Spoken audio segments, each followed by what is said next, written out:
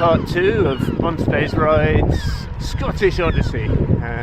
Part 1 was one day at the World Champs.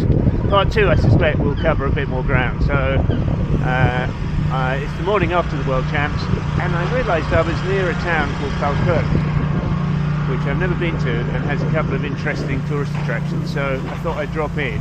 I'll get a little bit of breakfast in the local spoons, Wetherspoons, and then we'll carry on up into, well, I'm aiming for Aberdeenshire, but I can get easily distracted. I'm not in a hurry. I haven't got to be anywhere for a week and a half, so we'll just see where we go. But yeah, certainly heading for Aberdeenshire to do some mountain biking. A couple of places I've been before, a couple of places I haven't been. Maybe sample some of the local goods. The local goods around that area being malt whisky, and Glenlivet, which is one of the most famous malt whiskies, even has a mountain bike centre on its estate. Well, you can't get a better combination marriage of two great things than mountain biking and good whisky. Anyway, so welcome to part 2. Let's see what we see in Falkirk. Well, it's early doors, Monday morning, and I'm in Falkirk. Well, I was near Falkirk, and I thought I want to go into Falkirk because there's something here I've always wanted to see. A bit of a wonder of the modern world, and that is what's behind me, the Falkirk wheel. A marvel of modern engineering, because what it is, it's a lock for canal boats. So you can probably just see up above, the canal comes in much higher than this canal, this part of the canal, and their cunning solution to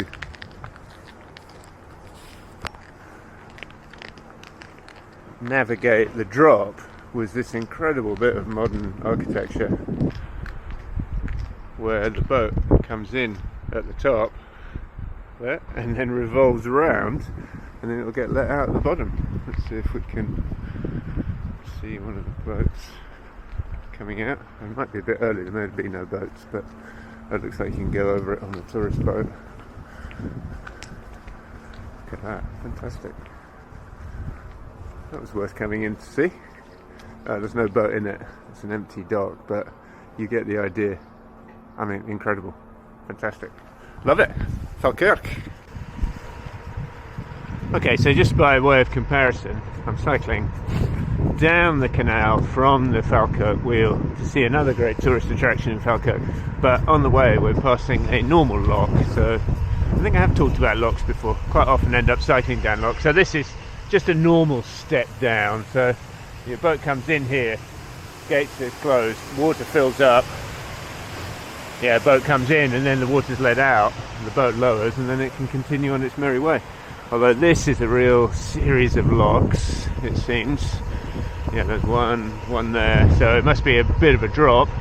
Incredible engineering, things they made back in the day. Great for cycling as well. Okay, part 2 of my tourist attractions of Falkirk, and that is the wonderful Kelpies, which is this modern architecture. These sculptures of 2 huge horse heads that appeared, I'm not entirely sure when, sometime this century, and they're very famous, and largely because, just you can probably hear it, there's a major motorway just running past and you can see them from the motorway. Superb, fantastic. So that's the Kelpies of Falkirk. Well, here I am in Wetherspoons, having done my sightseeing in Falkirk, and I think I've shown you a Wetherspoons breakfast before, but it's a classic British fare, so it's a fry-up. Not particularly Scottish style. Scottish would have a round sausage, but this is a vegetarian version, so I've got eggs and beans and sausages, whatever. Cup of coffee, all for a £5, not bad. So we'll get this down, let's do a little bit of video editing while we're in here, warm and comfortable, and then back to the van and head on for Aberdeenshire.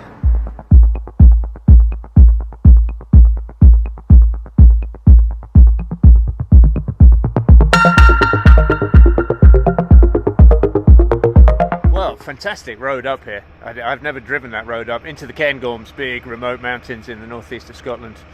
I was just going to head up and over the other side, and then I saw a ski lift, and I thought, well, there's ski lifts, there's often mountain biking, and it turns out there is. So there's a black run from the top, So I've bought a ticket. I'll go up with my bike, have a bit of fun on that, and then I'm going to do the road climb, which I've just driven up, 8-kilometre road climb that looks just fantastic. So that's my afternoon sorted. Half changed, I'll get more changed, and then we'll get out there. Definitely a black run.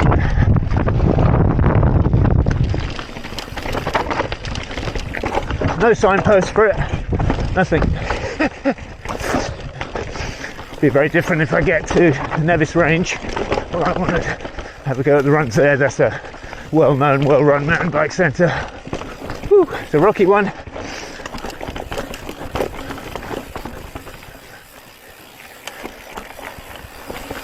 No, it's not a rocky one. It's a earthy one.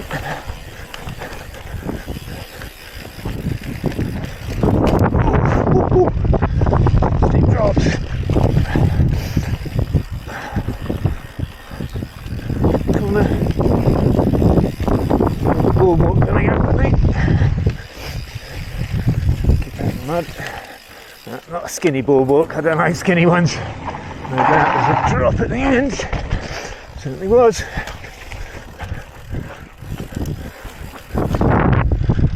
And again, little dab, mini dab.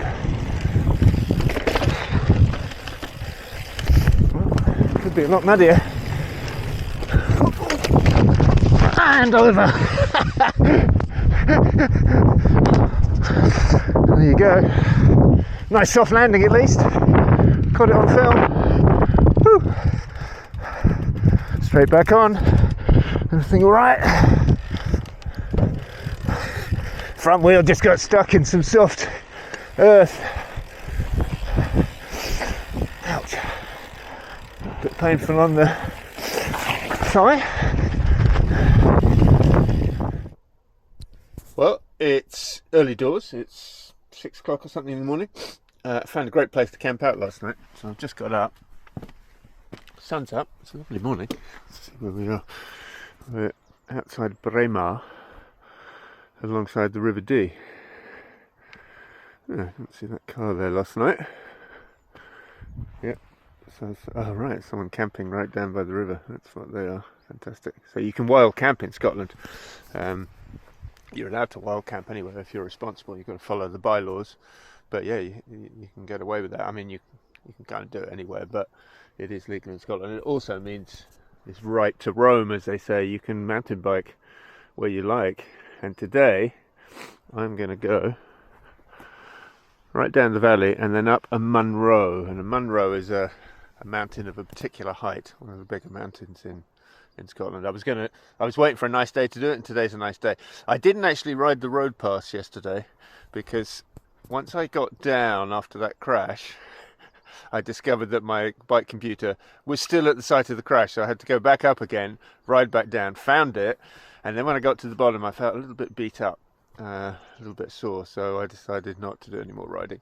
But I feel alright this morning. It's still a little bit sore actually, but I think once I climb up a mountain and then ride back down it, I'll probably be feeling good. Okay, time for some breakfast and then we'll move on. Okay, so kitted up, ready to go. Temperature's a question. I don't want to be too warm, don't want to be too cold, but when the sun's out it's warm, when the sun's in it's kind of chilly. And I'm going up to about 1,000 metres, so Munro technically is 3,000 feet. I'm not sure just how high this one is, nearly 1,000 metres, so it could be a bit chilly at the top if the sun disappears. Anyway, we'll find out. I've got a rain jacket which will provide a bit of warmth on the way down. See how it goes. So it's a big climb up. We're at 341, so we've got a 600-700 metre climb. Okay, let's get going.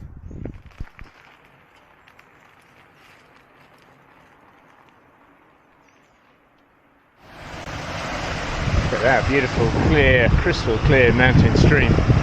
The path is considerably more techy, more technical than I thought it was going to be. I thought it would be just an easy fire road, wide track, but it's actually a skinny little footpath following the river.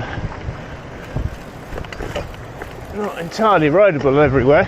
I suspect that'll change as we get a bit higher, but let's do a little bit of walking, a little bit of lifting, getting over rocks, and I can ride over. But yeah, not quite what I was expecting. Wow, pretty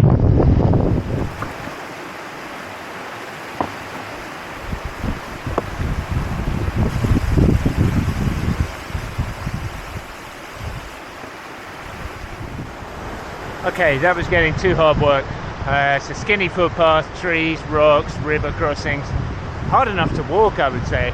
I got this route from someone I found on the internet who claims to have ridden it, but I looked at the map and it goes on like that for too much, so screw it. That's how it goes. Sometimes you win, sometimes you lose, but there's always something else to do around here.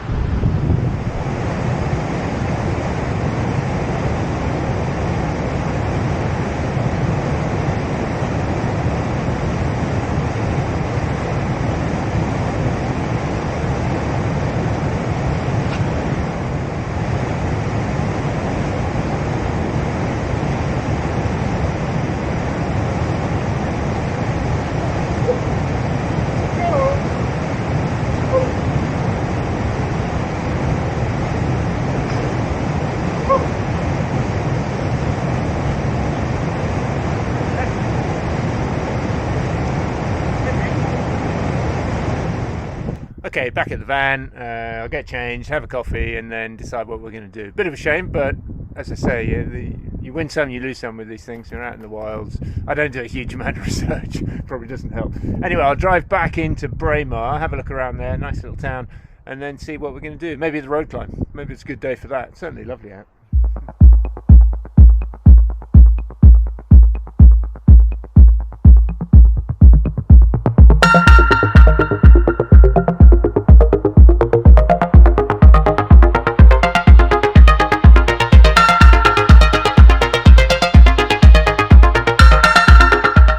Okay, here we are in Braemar for that little drive, so I'm going to road bike, well, gravel bike. That means I can wear baggy shorts.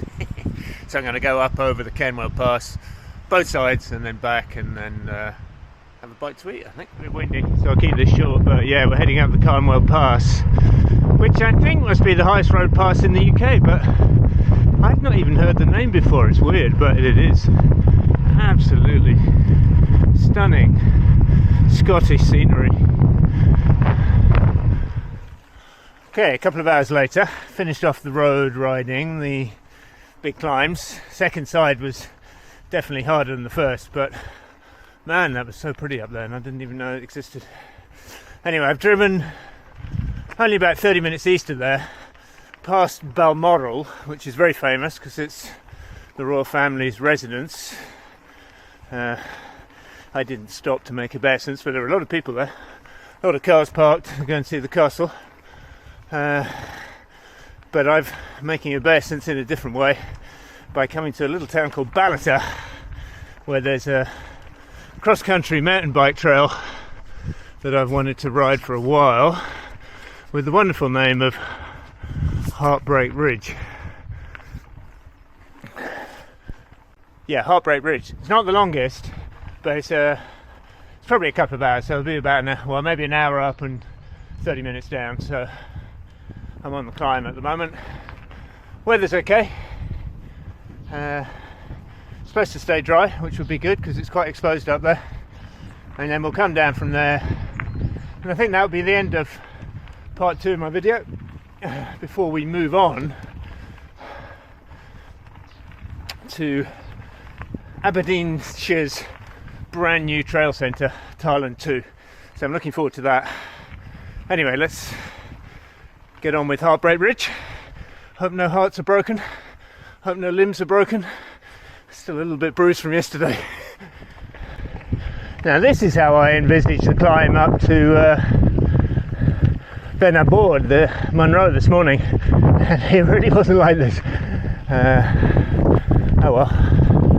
This one's fairly easy, and it's good to know those guys are behind me because this is pretty remote.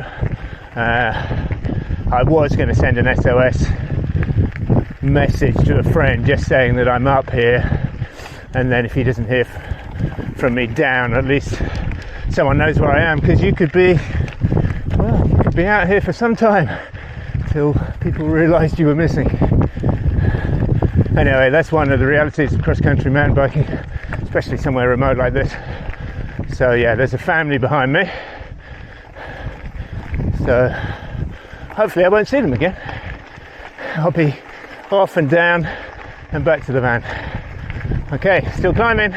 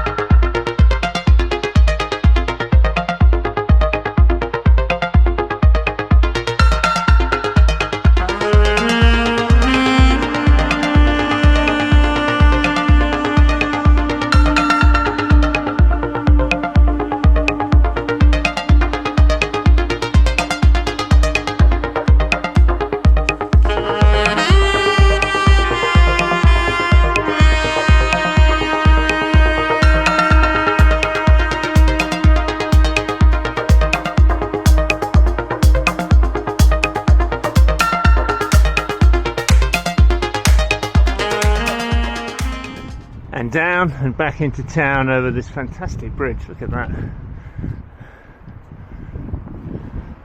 Clouds came in, a little bit of rain but nothing major.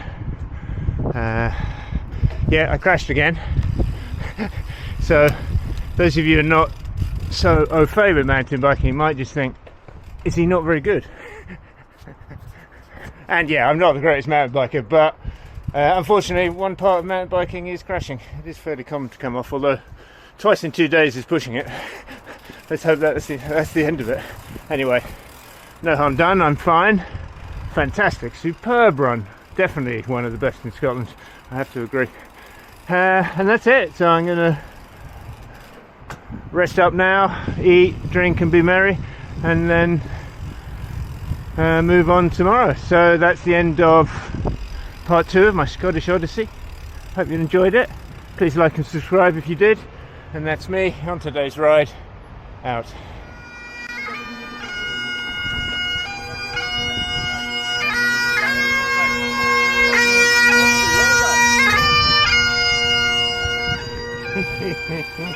You know, you're in Scotland.